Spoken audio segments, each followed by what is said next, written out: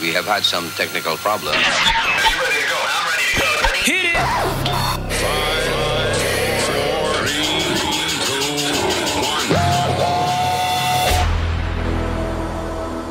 1. Hello and welcome to my Radio Stories podcast.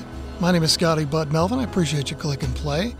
We go back to 1993 at a time when WRKR Radio, which is where I was working at the time, in Kalamazoo, merged with a radio station called 103.3 WKFR and AM 1360 WKMI, a radio station I listened to as a kid. Two companies became one.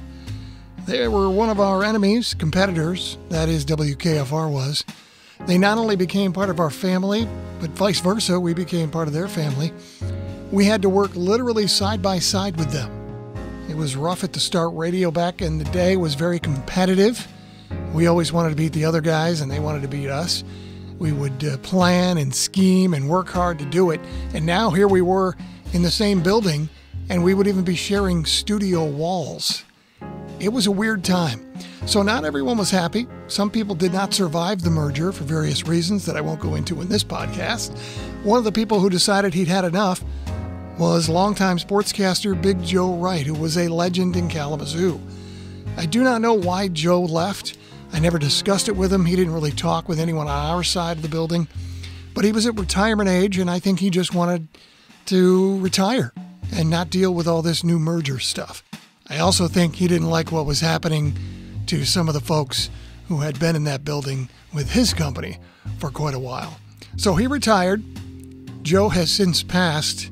I had found some of the old photos of him down in the WKMI basement when I was doing some research. I gave them to his son Joel just before his funeral, and Joel, his son, has since passed as well.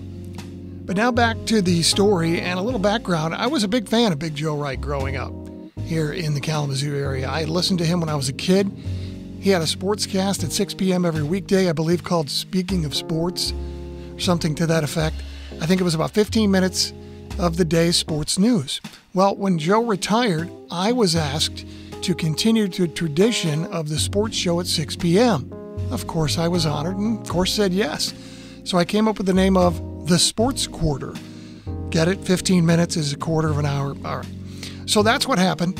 I would record the show around noon or so. I used to go home at, 1 o'clock, 2 o'clock, because I did a morning show at the time. And I would record the show and hope that nothing was going to happen big in the sports world between noon and 6 p.m. when it aired. This show lasted for a few months, maybe a year or so. I can't remember the exact time frame. Now keep in mind, my style was much different than Big Joe's. In fact, I would say we were complete opposites. Joe was old school, straight ahead, rarely opinionated on the air. Absolutely fine. He was what some of the business would call rip and read. You would see the story on the newswire, a UPI machine or an AP machine, and you'd rip it off the machine and go on the air with it and read it. I, on the other hand, was very opinionated, off the cuff, spoke in a very conversational way. In radio, we were taught to speak as if we were speaking to one person. I tried to do that. Later, I would have a short feature on WKMI called Just 1 Minute, where I did a 1-minute opinion piece about a current topic, many times local. I enjoyed doing that. Keep in mind, it was awesome for me to be working on the very radio station I listened to as a kid, working in the same studios that Big Joe Wright had worked in and many others that I had idolized growing up. I was there in the studio every day doing it, broadcasting. Well, a few months after Big Joe quit, I was going on vacation to Florida, and I was going to try and get to a couple of spring training games in Lakeland with the Tigers. So, as I often did, I figured I would try and do some work while I was there on vacation. Contacted the Tigers, which was much easier back in the 90s. I had the office numbers. I faxed them a media request for the week. What I received was a phone call from one of the media people asking me why I had requested media credentials when I already had someone there. What the hell is he talking about? So I picked up the phone, called the guy, said, "What's happening here?" The guy on the other end of the phone says, "Hang on," comes back, he's rustling some papers and says, "Yeah, your guy's already here. Why do you need a pass?" And I said, "Who's there?" And he said, "Joe Wright." Wow. So Big Joe was still taking advantage, even in retirement, of that WKMI stationery. I'm sure that he figured nobody was ever going to find out. I mean, what are the odds? So I told them the deal. We had a good chuckle about it, and they ended up leaving me a media pass for that week.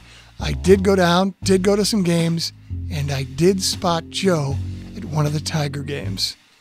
And now I know what you're thinking and what you want to ask.